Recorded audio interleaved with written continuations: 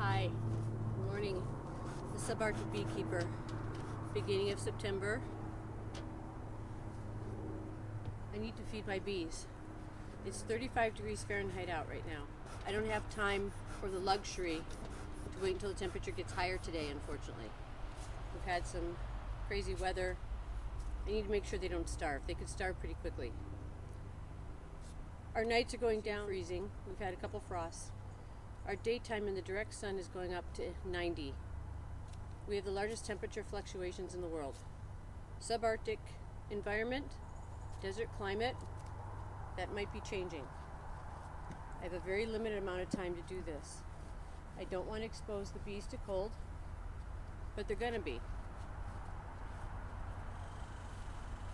There are those who are going to judge. That's fine. Judge away. Your issue, not mine.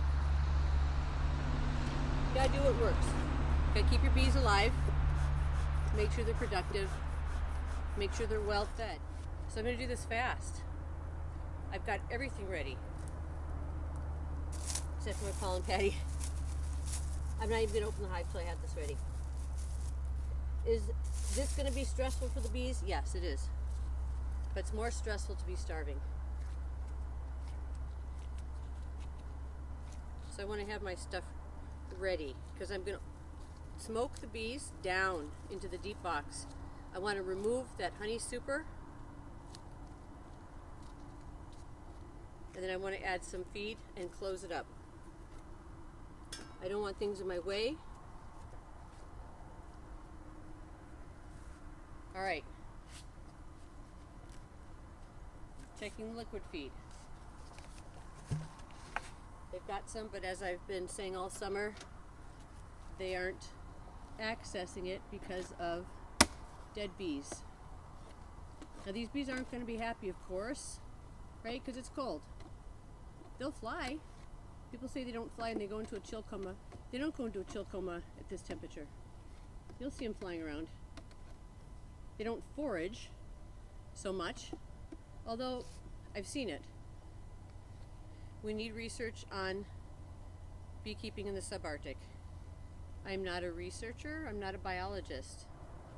But that doesn't mean we can't keep data, and it doesn't mean that we can't do what needs to be done and do it correctly. All right, this is going to be fast. Got good propolis in here. The bees are going to be a bit surprised by the cold. I want to keep them all in there.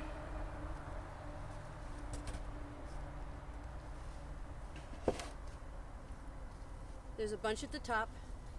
I want to get them down. So that way when I remove the super, they're not in the super. And I don't have to do the smoking and brushing and the banging. I'm going to get them down as far as possible. And I want to remove the queen excluder. This is the hive in which I have the black queen. She's a beauty. A lot of smoke. But I am really trying to drive them down. Make it unhappy to be in the honey super. All right, I'm looking down and I'm seeing that the majority of them are down below the queen excluder. They move fast, faster than me sometimes, most times. So I'm going to take this off. It is really glued down. And I want to open it, lift it, get that smoke underneath the honey super. I'm going to bang it. All right, I've got a queen excluder. Moving fast. I want the bees down. I don't want them flying around right now. They can, and they will. You'll see it. Take that, you lower 48 researchers. Nothing wrong with doing research, but it doesn't always apply to every situation because all beekeeping is local. Some would say this is a lot of smoke. Okay, I would ask that person if they keep bees in the subarctic. Sometimes we need a lot of smoke. I think when the dogs just got stung. So normally I would stick this in my tote. I'm going to bang them down. All right, pollen patty first over the brood nest. Check. Fondant next over the brood nest, and then I've got to push it down because it's thick stuff.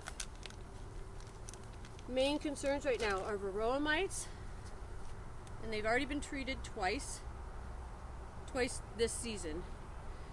They were treated in the spring as well. They're coming up. I want to load them up with the less interventions, the less interruptions I do to them, the better off they're going to be at this time of year.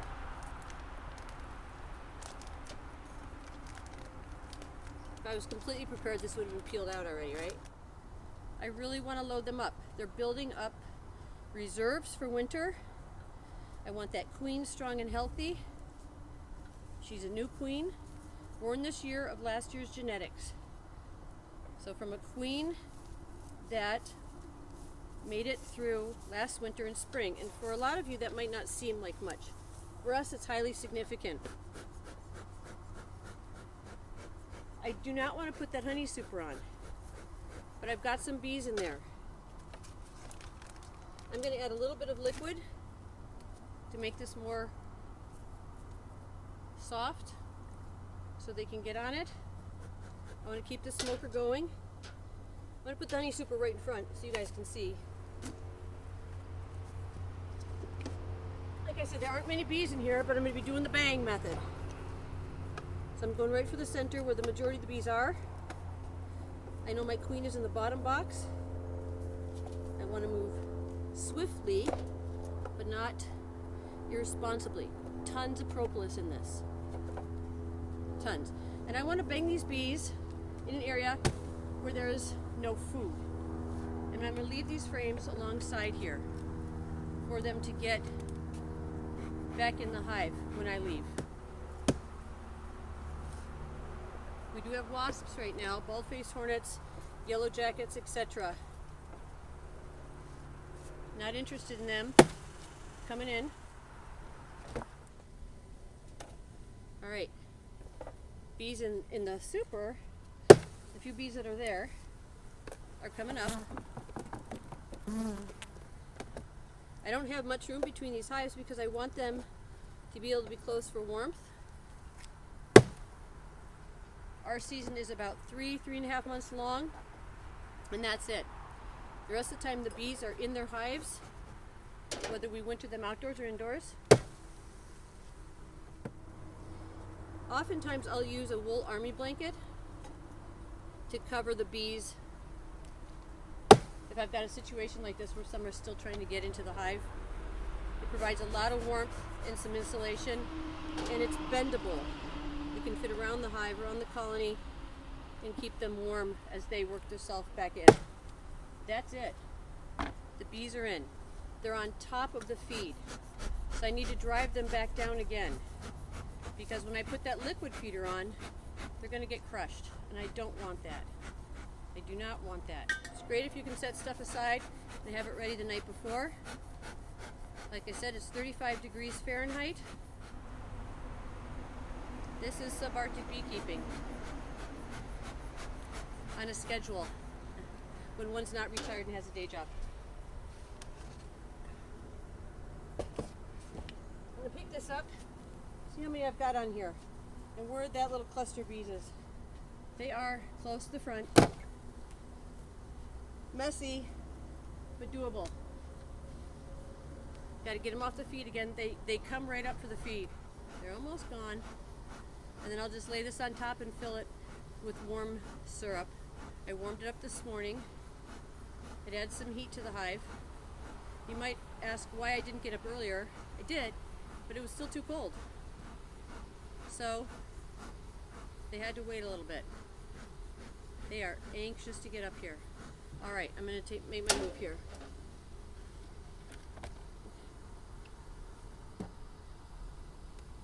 The hive alive, of course, is thick. Not much room. I don't want there to be any space in between. I've got some dead bees I need to remove here. I want to throw them away from the hive because I don't want to attract the wasps. I've got some worm syrup to add in here. I'll add some warmth to the hive. And I will be on my way. Easiest done with the hands. I could use the brush, but it just clogs the brush. It's too time consuming. I need to do what I need to do when I need to do it. Worm syrup. In the syrup is sugar, water, 2 cups sugar, 1 cup water. It's taken a lot. Gone through 250 pounds of sugar in the last 2 weeks. That number will get a little higher because as it gets a little colder, they'll need more feed. Sugar, water, lemongrass oil, spearmint oil. There's also fumagellin in here. Why?